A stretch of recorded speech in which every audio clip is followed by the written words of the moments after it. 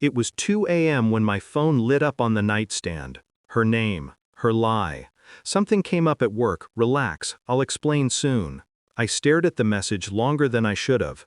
Then I typed 6 words that changed everything. No need to explain. Stay with your boss. You're single now. I hit send. Then, silence. For 20 minutes. At 2:25 a.m., the doorbell screamed through the house. Again. Her silhouette through the frosted glass, shaking, crying, pounding. I didn't move. I wanted her to feel that panic, that helplessness, the same way I'd felt for months, watching her lie with practiced ease. That was the night she realized she wasn't married to a fool. We'd been together 11 years, married for 7. She used to fall asleep on my chest like the world stopped there.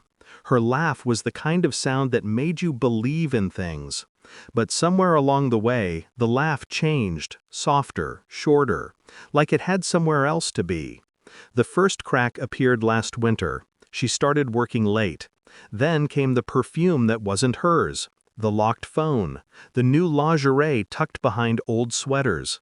I told myself not to jump to conclusions. That's the thing about love. It turns suspicion into self-doubt. Until one night she left her iPad unlocked. I wasn't snooping, it just lit up. Notifications from a man whose name I'd heard before. Her boss, Ethan. The first message said, "You smell like trouble tonight." The next said, "Tell your husband the project ran long." My blood went cold. I didn't confront her, not yet. I took screenshots, forwarded everything to myself, every message, every photo, every timestamp. That was the night I stopped being her husband and started being her consequence. For 3 months I played my part, loving, oblivious, predictable. She thought she was clever, deleting texts, taking calls in the garage, showering the moment she got home.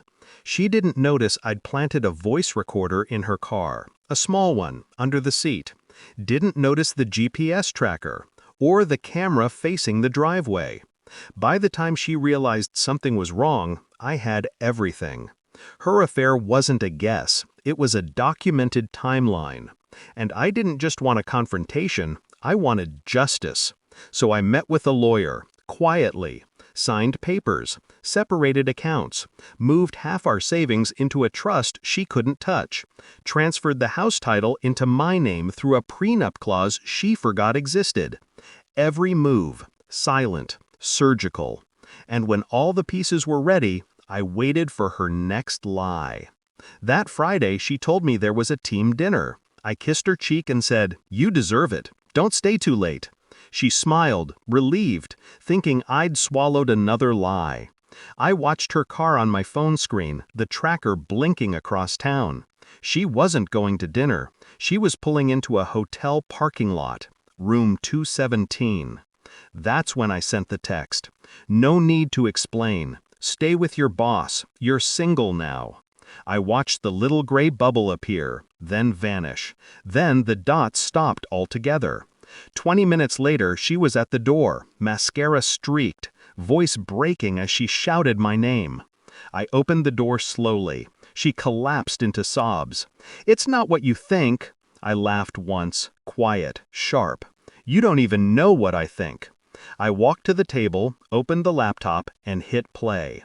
Her voice filled the room. The recording, her laughter with Ethan, her whisper saying, "He'll never know." Her face drained of color. I slid the divorce papers across the table. "You'll find your names already on them. So is your signature." She blinked, confused. I smiled. "You signed it when you thought it was the insurance form. It wasn't illegal, just unread." The fallout was faster than I expected. Her boss lost his job when HR got the footage, not from me, but from an anonymous submission. Her company's ethics board doesn't play favorites. I just provided evidence. She moved out within a week, begged to talk, sent letters, left voicemails that started with apologies and ended with silence. I didn't answer a single one. Instead, I poured myself a drink each night and listened to the house settle. Empty, yes, but clean, quiet, mine. People think revenge feels like fire. It doesn't. It's ice. Sharp, precise, patient. When you stop shouting, stop hurting, that's when it begins to work.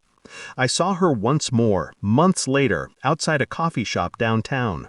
She froze when she saw me, tried to smile.